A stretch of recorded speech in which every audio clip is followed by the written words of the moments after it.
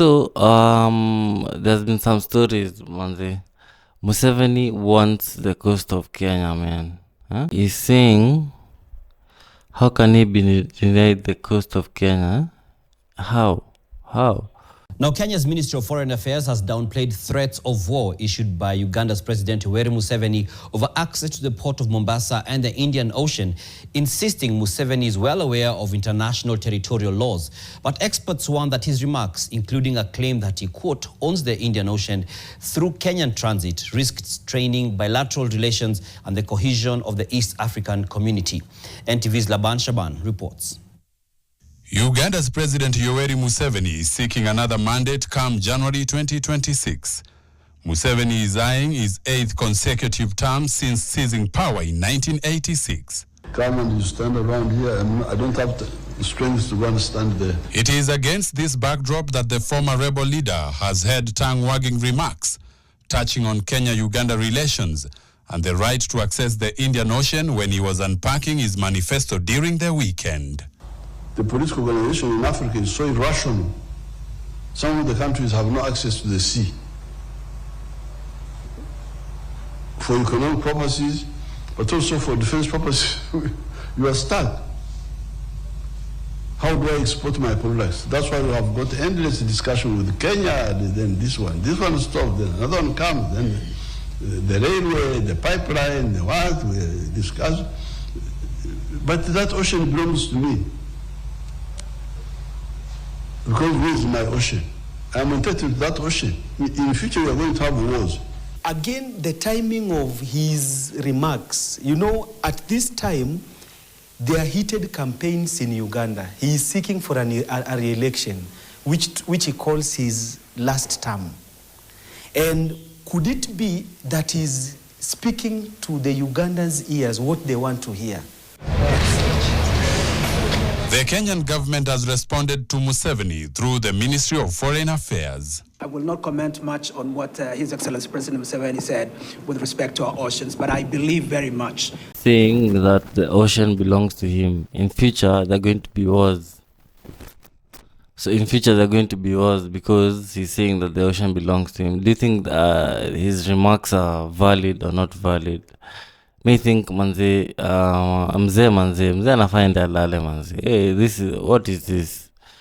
This is mambo gani mzee anatuletea? That he does have a fairly great understanding with respect to the nature of our territory and the nature of our right with respect to our natural resources, and his right with respect to natural resources within Ugandan territory. For the president of Uganda, Yoweri Museveni, to come out at this particular time to specifically hint of a looming war between Uganda and Kenya, to reclaim, or to claim, let me say to claim what he terms as rightfully belonging to the Ugandans, then it becomes quite absurd, and I would call it deeply dangerous. I don't think President Museveni will want to draw Uganda into yet another war soon. And of course, this time now, an international war away from the internal conflicts in Uganda.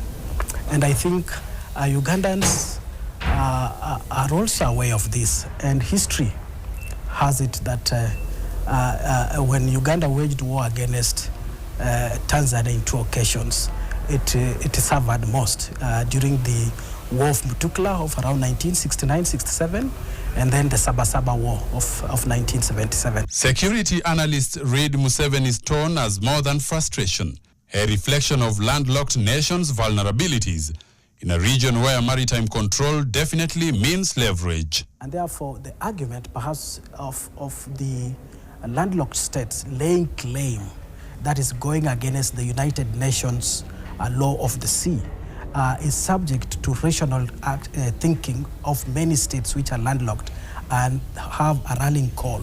And that is when perhaps it can define conflicts of future. So the future may not be today, it may be after a number of years that are calculated in terms of how the landlocked countries are feeling they are oppressed in terms of the existing international law. Article 125 of United Nations Convention on the Law of the Sea gives landlocked Uganda the right to access the sea and transit through Kenya while recognizing Kenya's sovereignty over its territory. The details of the transit are agreed through bilateral or regional arrangements between the countries. However, Kenya retains the right to protect its legitimate interest as a transit state. In December 2023, Uganda took Kenya to the East African Court of Justice over restrictions that blocked its state oil company from importing fuel through Mombasa.